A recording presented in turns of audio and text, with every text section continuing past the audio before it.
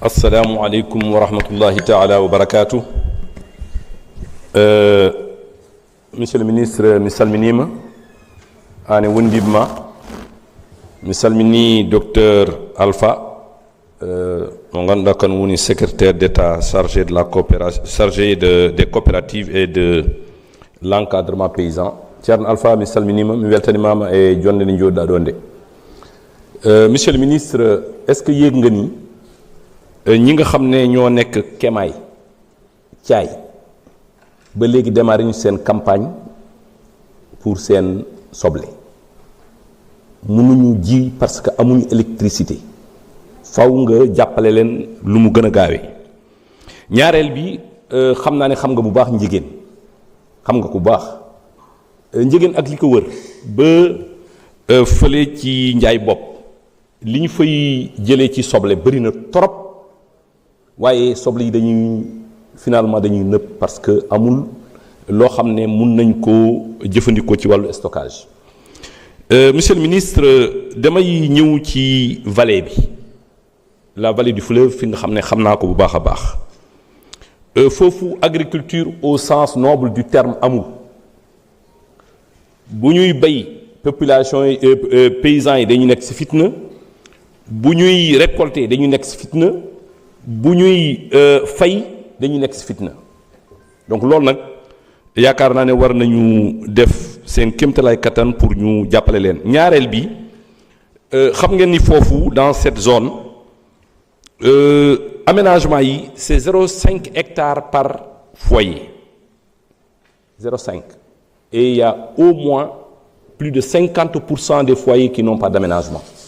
Donc ci wàllu boobu aussi il faut que ñu gën a yokk aménagement hydro-agricole yi. Insuffisance de matériel agricole maanaam tracteur moissonneuse batteuse presque 95% des récoltes sont manuelles.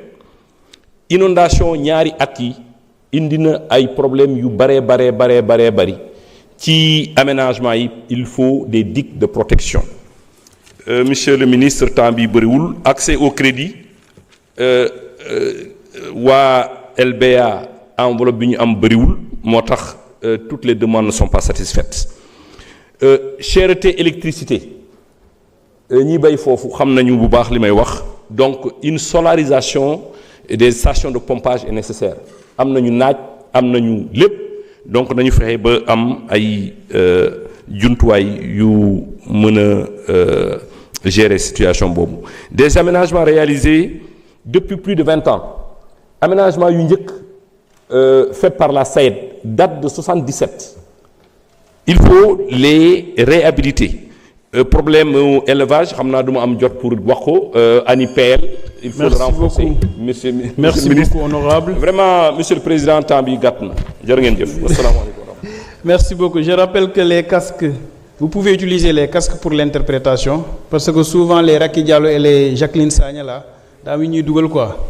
Donc jël leen casque yi bu leen neexee. Honorable Abdoulaye Sow, vous avez la parole. Honorable Maguette Sène se prépare. Merci monsieur le président, madame, messieurs les ministres, chers collègues, maa ngi leen di nuyu. Monsieur le ministre, d'abord permettez-moi de vous féliciter pour les différents records que vous êtes en train de battre dans les différentes filières telles que le maïs, le riz, la pomme de terre pour nos parents sérères surtout. Et comme le temps aussi ne nous permet pas de développer, je vais partager quelques préoccupations des populations de Kédougou en particulier. D'abord pour la mise en place des intrants. Comme vous le savez, la région de Kédougou, c'est la région où il pleut dès le mois de mai. Donc du coup, ils ont besoin d'avoir ces intrants à temps, c'est-à-dire au plus tard début mai que les intrants soient positionnés. Mais aussi, monsieur le ministre, cette année, on a constaté que engrais bu weex bi dafa manqué foofu trop. Donc loolu tamit producteurs yi ñu ngi lay ñaan nga gën a yokk quota bi. Et aussi les moissonneuses batteuses. C'est vrai, vous avez amené quelques moissonneuses, on vous félicite, on vous encourage puisque c'est une première. Mais ils disent que c'est pas trop adapté. Comme vous savez, Kédougou, c'est une zone un peu difficile, rocheuse. Donc pneu yi souvent bu ñu nekkee ci terrain di opérer pneu yi day toj souvent donc bu fekkee am na yeneen façon yoo xamante ne c'est beaucoup plus adapté ñoom ñu ngi lay ñaan nga gën a bàyyi xel ci loolu mais aussi les horticulteurs monsieur le ministre Kédougou y a un potentiel souvent on parle de l'or mais tout le monde ne peut pas travailler dans les mines mais on peut travailler pour la mine donc les jeunes se sont organisés en coopérative en fédération pour capter ces centaines de milliards de francs CFA destinés à l'achat qu'on appelle le contenu local donc loolu dañoo bëgg nga gën a jàpp nga xool comme ni nga defee convention bi avec le PAM nga créer benn convention entre ces jeunes là et les sociétés minières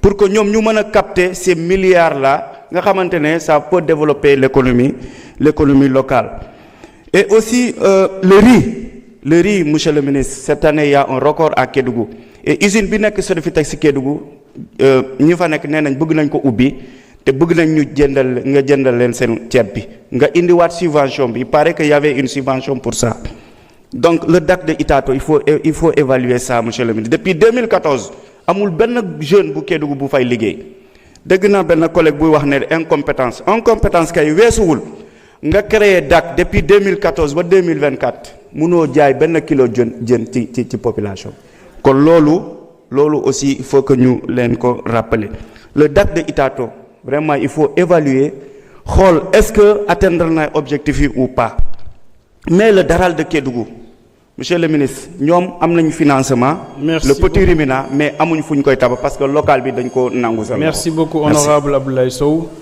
Honorable Maguette Sène, vous avez la parole. Honorable Koumba Ndiaye se prépare.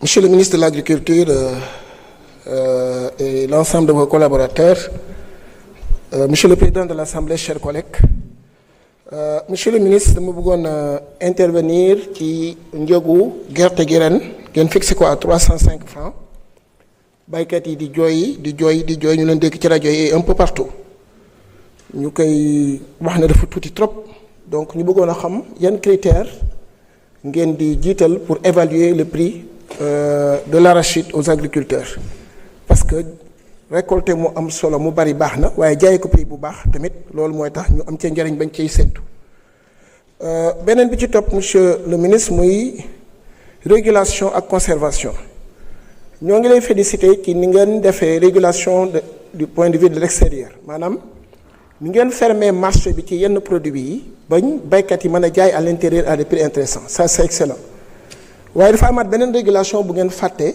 muy la régulation à l'intérieur du pays parce que agriculteurs yëpp duñu benn y a les agrobusiness nga xam ne ay exploitation yu mag a mag lañ yor seen coût de production c'est très réduit te dañuy ñorandoo parfois ak les petits agriculteurs bu ñuy ñoralee dañuy envahir marché bi ba petits producteurs yooyu nga xam ne ñooy yore ménage yi ñooy population bi dañu am difficulté pour jaay